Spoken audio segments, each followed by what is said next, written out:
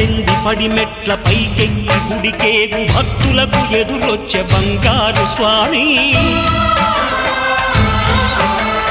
ఇరుముడులు స్పృశించి శుభమనుచు దీవించి జన బృందముల చేరే జగమేలు స్వామి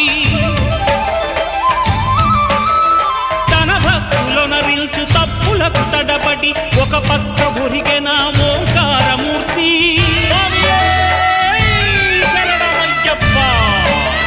స్వాములందరూ తనకు సాయము కాగా ధీమంతుడై లేచే ఆ కన్య స్వామి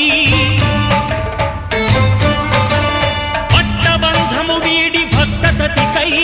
పరుగు పరుగున వచ్చే భూమిపైకి నరుడై